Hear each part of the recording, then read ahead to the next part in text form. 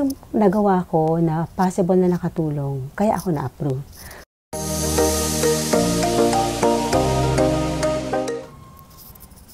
Hi guys! So, pinag-iisipan ko ako itutuloy ko itong video na to. Pero naisip ko baka makatulong ito dun sa mga tao na nagpaplano na mag-apply ng US visa. Kasi despite the fact na medyo magulo ngayon yung setup sa US, marami pa rin mga Pilipino, kung ano-ano mga kadahilanan yan, marami pa rin mga Pilipino ang gusto pumunta ng US. So, ang iba, or main reason is for tourism.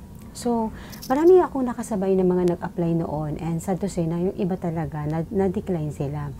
So, itong i-share ko sa inyo, this is not something na parang sasabihin natin na, okay, pag ginawa ko to, sure na ma-approve ako. Pero, I'm just sharing this kasi baka makatulong and hopefully, maiwasan natin na ma-decline tayo or maiwasan natin na mag-apply prematurely tapos masasayang lang natin yung pera. Kasi, ang dapat natin i-consider dito, may dalawang bagay. First things first, hindi mura yung bayad sa US visa application. That is $189. Pangalawa, whatever happens, for example, ma-deny ka or ma-decline ka, it will leave a footprint doon sa profile mo sa US Embassy. So, yun yung iniiwasan natin. Kasi may possibility na kapag once na na-deny ka and then the second time around na mag-a-apply ka, may impact na yun doon sa mga susunod mong applications. And sad to say na meron tayong napapanood na isa, dalawa, tatlo na nadi-deny sila. And ang record nila, nakapunta silang UK, nakapunta silang Japan, pero US visa, hindi sila na-approve. Bakit kaya? And in my case, hindi pa ako nakapuntang UK. Sa Japan pa lang. Pero, ano kaya yung nagawa ko na possible na nakatulong, kaya ako na-approve? Okay, so ganito, ngayon pala pag nag-a-apply ng US visa, there are two things na gagawin natin. Yung una is yung biometrics, and then yung pangalawa naman is yung interview itself. So, hindi mo talaga siya magagawa sa loob ng isang araw. Kasi, by the time na nag-schedule ka, for whatever reason, hindi mo siya ma-schedule. Kunyari, in-schedule mo yung biometrics, and then, pipiliin mo naman yung date para sa interview. Hindi niya ibibigay sa yung same date. So, ganun yung na-experience ko. So, in short, 2 araw talaga yung kailangan mo i-consume. Ngayon, sa biometrics, madali lang, guys. Walang problema yung biometrics, madali lang yun. As long as yung documents mo, okay. Ito pala, bago tayo dumating sa biometrics part, kung hindi ka matyagang tao, kailangan mo maging matyaga. Bakit? Kasi kapag nag-fill out ka ng form doon, yung application form mismo, inabot ata ako ng almost 2 hours, mag-fill out lang ng online application form.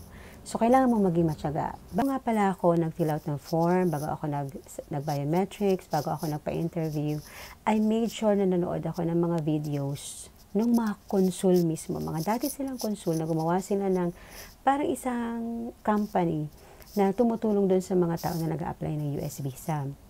At isa sa mga advices nila is you have to take your first interview seriously. Bakit? Kasi it will leave a footprint doon sa profile ninyo. So, if by any chance na ma-decline kayo o ma-deny kayo, may footprint na yon. At may impact yun sa mga susunod na application na gagawin ninyo. Hanggat maaari sana, yung pinakaunang application natin is hanggat sana maaari ma-approve tayo. Plus, bago ako pumunta doon, nanood talaga ako ng mga videos. Ultimo yung mga possible questions, ginawan ko ng sagot. Pero syempre hindi ako nag-memorize. That's one thing. Huwag na huwag kayong mag-memorize ng sagot. Kasi kailangan maging spontaneous ka pa rin kapag sumasagot ka sa consul. So yun, ang usual ng mga tinatanong nila, naitanong sa akin, saan ka pupunta sa US? Ano yung trabaho mo? Tapos, hindi sa akin tinanong kung may kamag-anak ako. Tapos, kung magkano kinikita mo, nakapag-travel ka na ba internationally?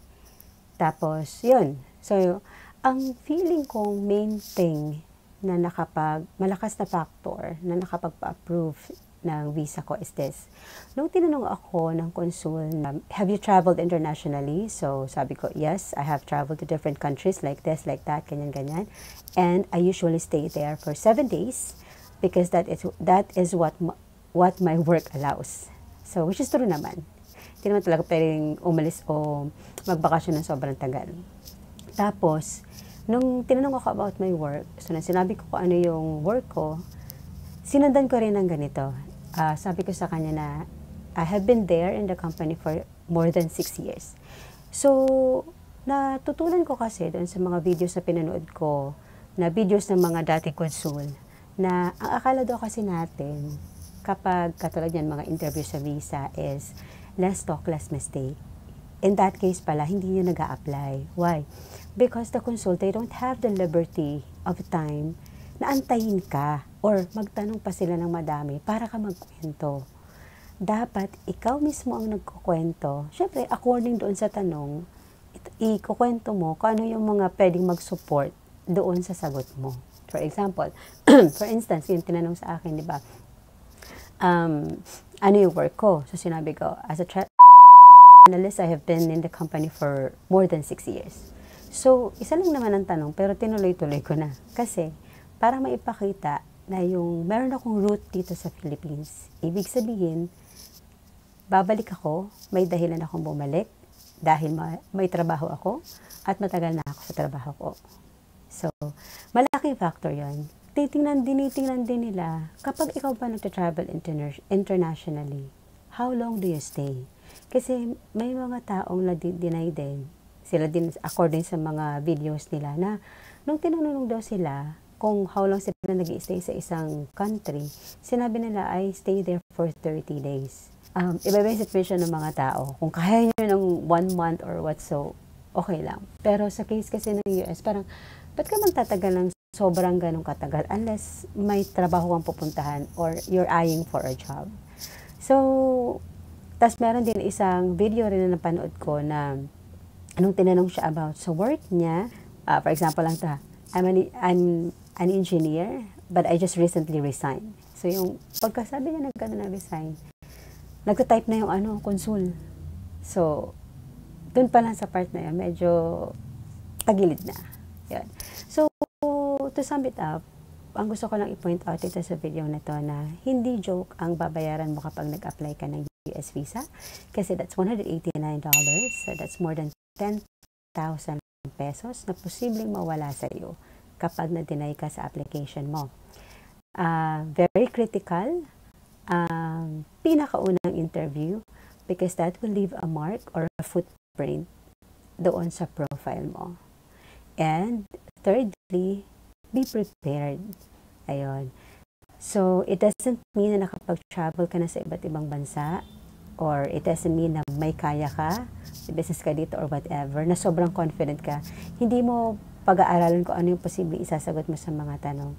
So, yun yung mga bagay na gusto ko lang i-highlight kasi this might help doon sa mga tao na nag-iisip na mag-apply ng US visa.